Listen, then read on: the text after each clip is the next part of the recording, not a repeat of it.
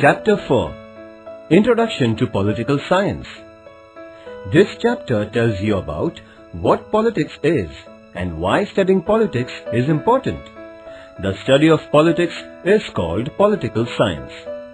This is also the name of the subject that this section introduces. Introduction. We are set to study political science.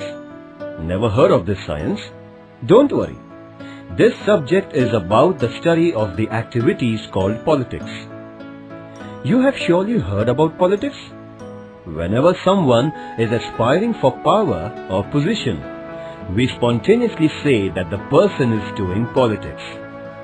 Whenever someone is planning with others how to achieve some objective, one reaction is that they are doing politics. Often, we also imply that doing politics is not a very good thing.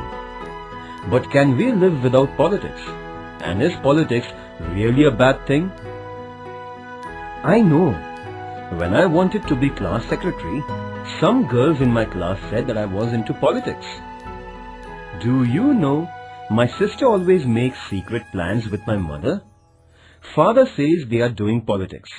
But I think politics is a big thing and happens out in the society and not inside homes. As we shall see below, politics is a necessary activity. Therefore, a systematic study of that activity is useful. What actually is politics about?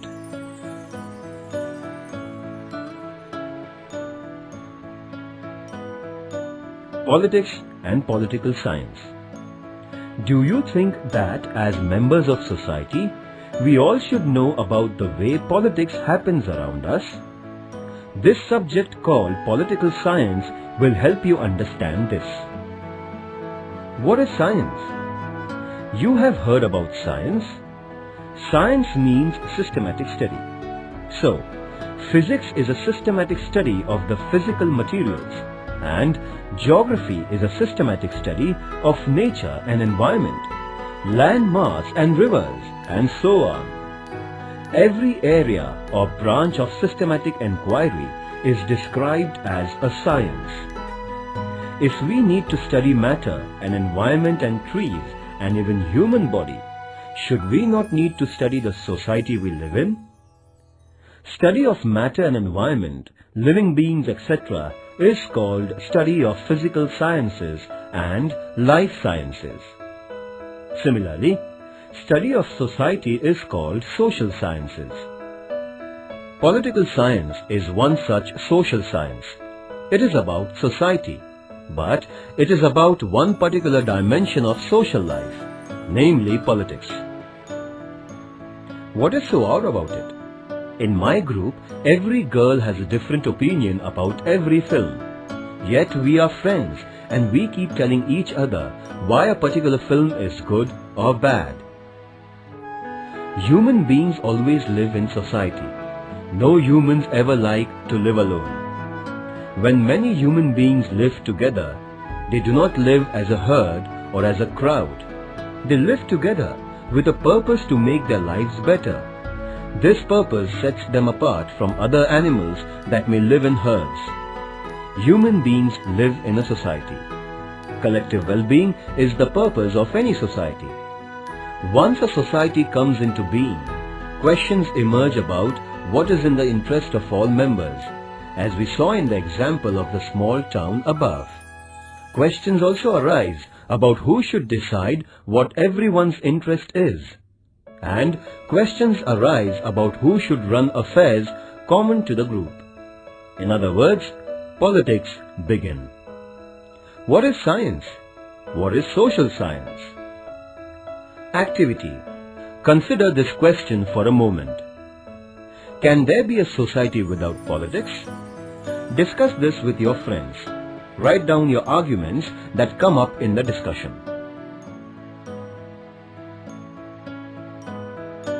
A. What do we study in political science?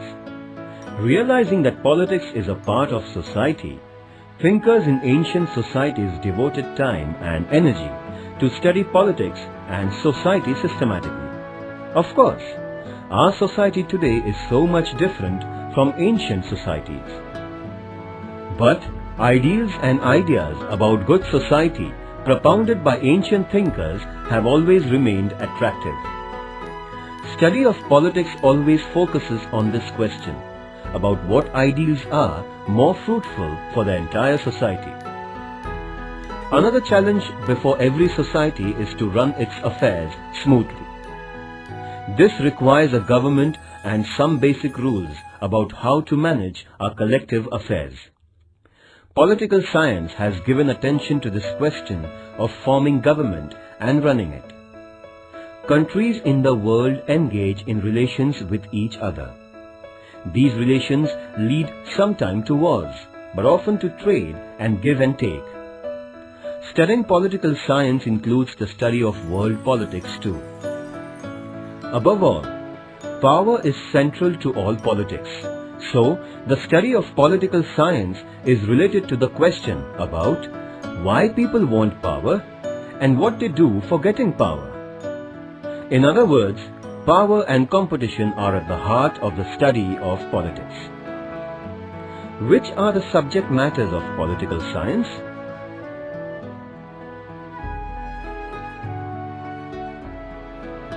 B. Why study politics? You all must be wondering why we need to study political science. As we saw above, politics is about ideals. Politics is also about governments. It is about deciding who will use power. Political science tells us how to understand ideals. It helps us understand how governments are formed and what do they do. Political science also tells us why power is important and what people do with power. With the help of political science, we can examine and criticize the behavior of rulers, leaders, and government officers. Study of politics will tell you how rules are made for managing social affairs. It will tell you how governments get their powers. We shall study how elections take place and why elections are important. Study of politics will also help you in becoming vigilant and active citizens. You may have differences with others over what is best for a society. Study of politics will teach you how to deal with such difference. Most importantly, every citizen has the right to keep a watch on how government functions. Study of politics will tell you how to evaluate our government and its policies and how to keep the government under control. Which are the things you study with the help of political science? Activity.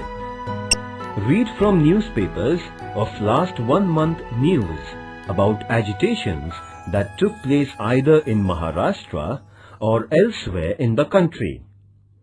Discuss in your class the issues over which those agitations happened.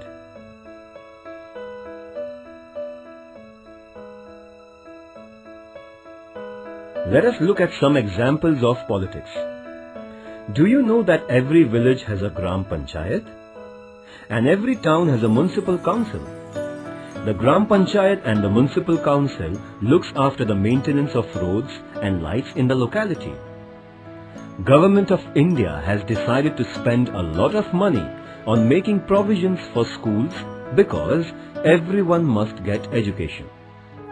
The government wants to take over land from the farmers for some big project. The farmers are opposed to this move. They organize and start an agitation against the policy of the government. When elections are taking place for the Gram Panchayat or the Lok Sabha, candidates and their parties contact the people asking for their votes. This is known as the election campaign. Activity. Find out from each of these examples why they are called politics. Make a list of those who are most likely to be involved in doing things mentioned in these examples. List out the actors involved in these examples. Write down which of the following activities these examples of politics involve. First, deciding policies. Second, running routine government. Third, competing for power. Fourth, expressing differences over a decision of the government. Fifth, setting up a goal or ideal. Activity. Do you know the names of any political parties? Which of these parties actually exist in your village or city? What do these parties do?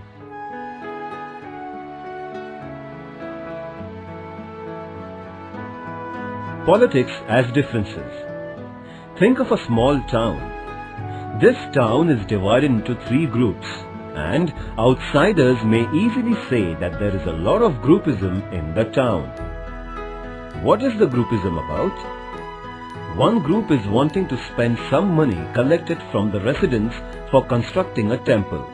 But some others are saying that having a small library for the residents will be much more useful.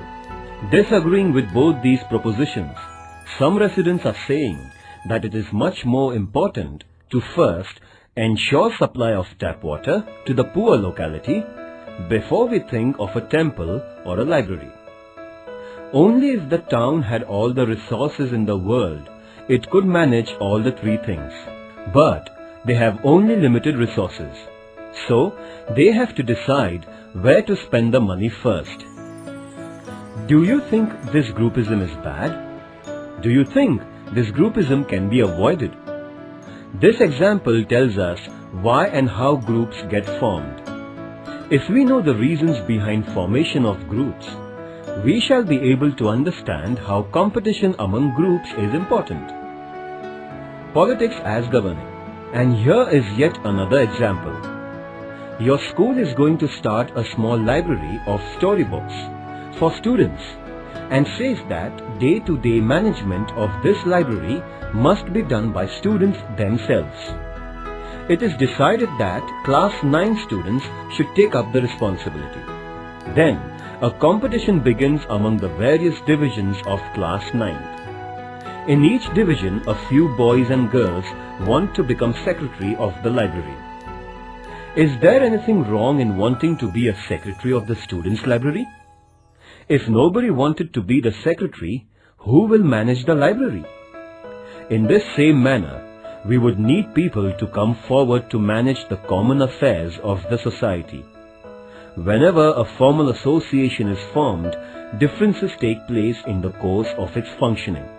Whenever people come together on a regular basis for some common purpose, differences are bound to occur. We might disagree about work plan.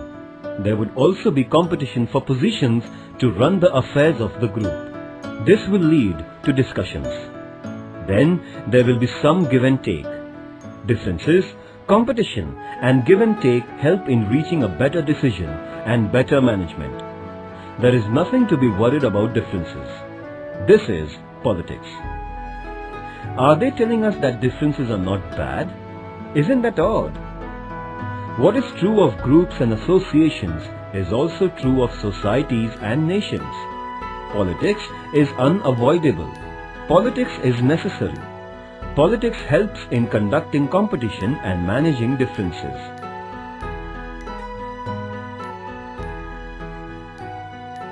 Aristotle. Aristotle was a philosopher who lived, worked and taught in ancient Greece about 24 centuries ago. Aristotle is famous for his claim that man is a political animal. According to him, forming a society for achieving collective goals is a distinguishing feature of human beings. Gautam Buddha.